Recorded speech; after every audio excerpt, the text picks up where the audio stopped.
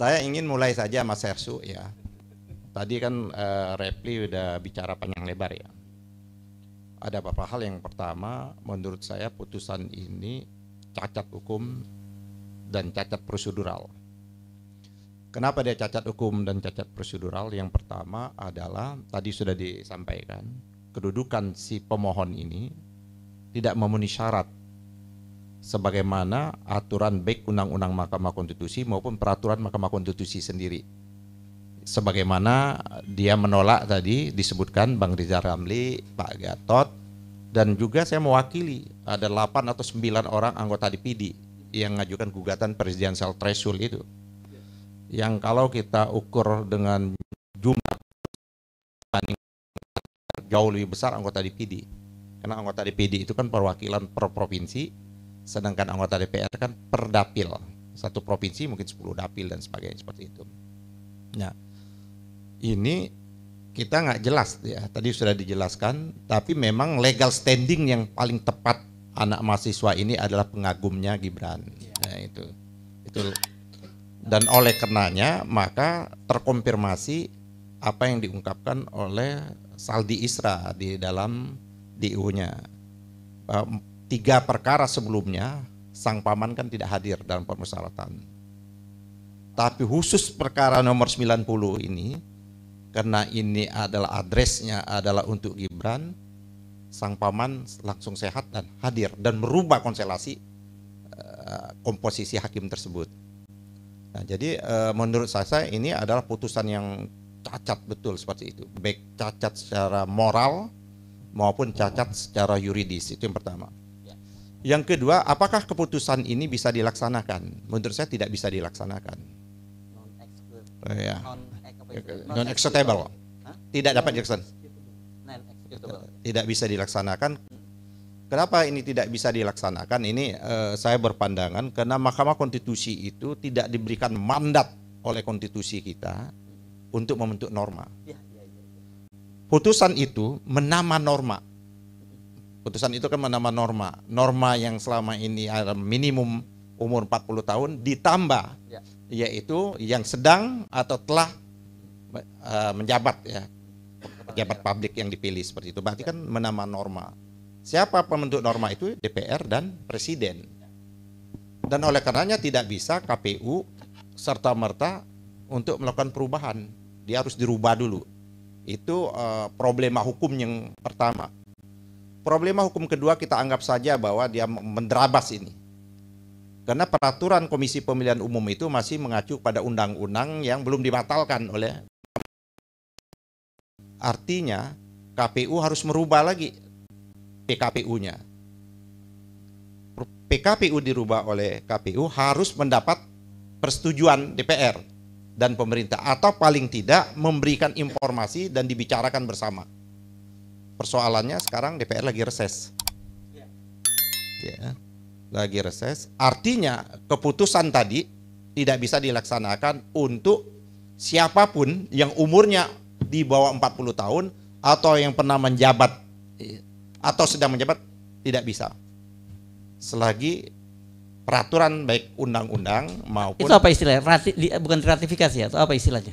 Apa? Dibawa ke DPR tuh PKPU-nya? Untuk mendapat persetujuan. Persetujuan namanya ya. Dan itu PKPU tidak boleh langsung. Dia harus ada undang-undang itu harus mendapat persetujuan. Konsultasi dan harus persetujuan. Di dalam konsultasi itu persetujuan. Persetujuannya itu Presiden dan DPR seperti itu. DPR sedang reses. Artinya kalau besok Pak Prabowo, ini kita berandai-andai ya, kalau besok Pak Prabowo itu tetap dengan Gibran, artinya cacat itu. Cacat prosedural dan cacat syarat. Syarat belum terpenuhi buat Gibran. Karena putusan Mahkamah Konstitusi itu tidak serta-merta bisa dilaksanakan. Itu yang pertanyaannya, bisa nggak dalam reses, situasi reses, suasana reses mereka dipanggil untuk kembali ke Jakarta untuk belum pernah ada peristiwanya. Oke. Belum pernah terjadi. Kan di Indonesia udah boleh banyak. Atau kan kalau kan? mau bisa tanpa melalui itu kepalang tanggung. Oke. Kepalang tanggung Pak Jokowi keluarin Perpu. Oh, oke. Gitu kan. Ya, Pak Jokowi keluarin Perpu, ya kan. langsung mengeksekusi putusan Mahkamah Konstitusi membolehkan itu. Oh, jadi tanpa menunggu DPR. Tanpa menunggu DPR, dia Oke. berhak mengeluarkan Perpu. Catat ya teman-teman istana bisa lakukan itu. Ya. Hah? Oke, nggak apa, dissenting nanti boleh ya. Concurring atau dissenting? Dissenting. Ya, oke. Nah, jadi bisa dia lakukan ya. Tinggal kita lihat aja berarti tadi paman sakit bisa sehat, ya kan, sehingga putusan berubah, presiden bisa memberikan jalan kan boleh untuk anaknya, kan nggak ada larangan katanya kan, kata dia. Tapi kalau kata puisi tadi tidak boleh. Terus yang ketiga, kalau kita lihat substansi, nah ini substansinya. Tadi kan kita lihat formil. Kalau kita lihat substansinya, menurut saya keputusan ini sama tadi. Kenapa tidak bisa dilaksanakan? Hanya orang yang bisa itu tidak terpenuhi karena masih ngantung. 1, 2 tadi provinsi, gubernur kan, 1 lagi adalah bupati, wali kota. Jadi yang 5 komposisi ini sendiri belum bulat, itu betul seperti itu. Nah, jadi yang mana harus dipakai?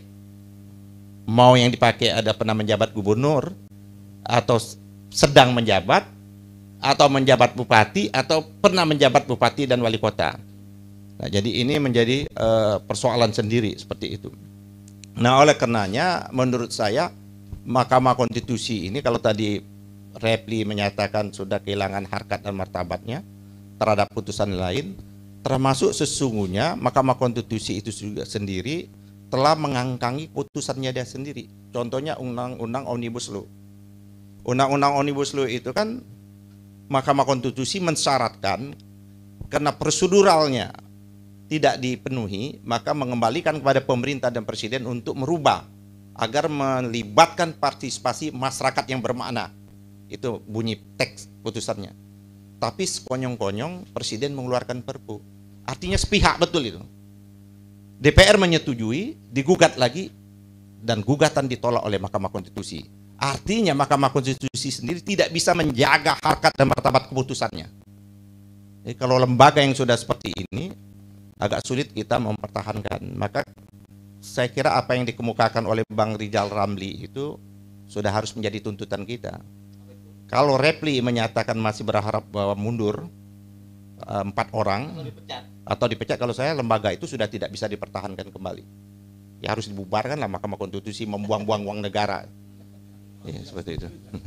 Ya, kan, lembaga itu kenapa mulai proses tadi banyak sekali proses-proses yang bermasalah. Saya hanya melihat bahwa Mahkamah Konstitusi itu yang betul-betul berjiwa negarawan hanya periode pertama.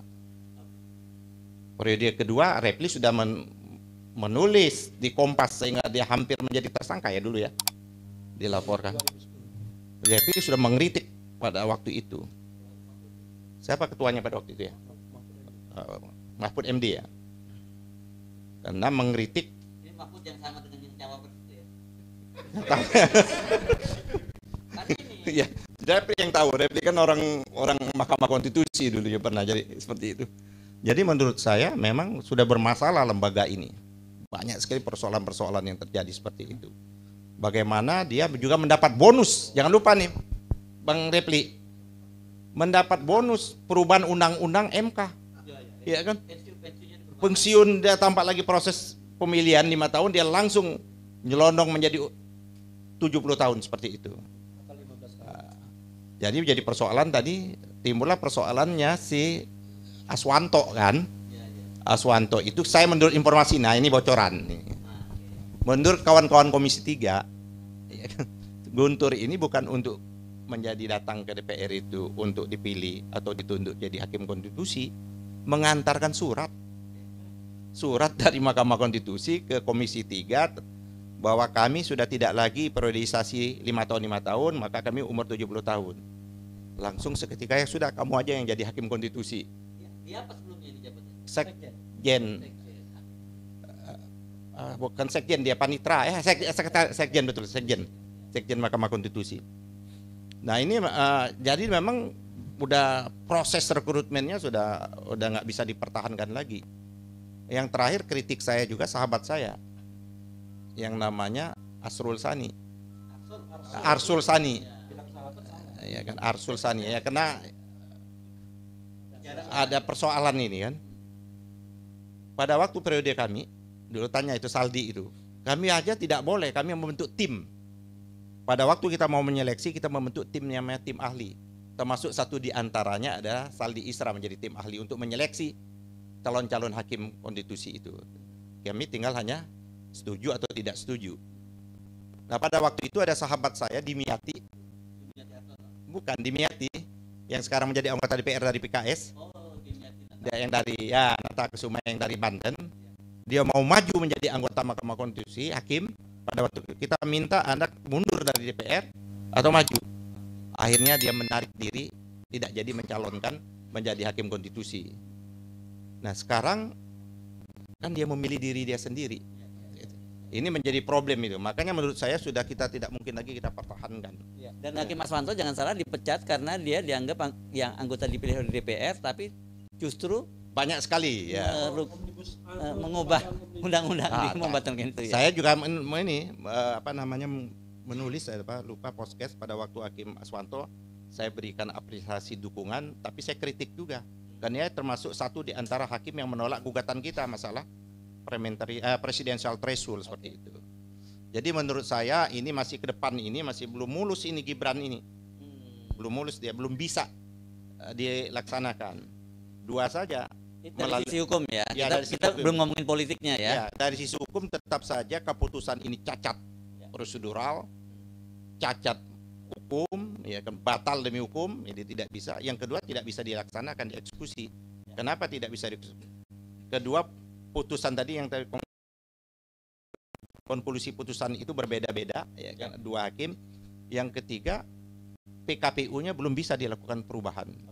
Kalau PKPU belum bisa perubahan, maka tidak ada rujukannya dia untuk mencalonkan sebagai wapres.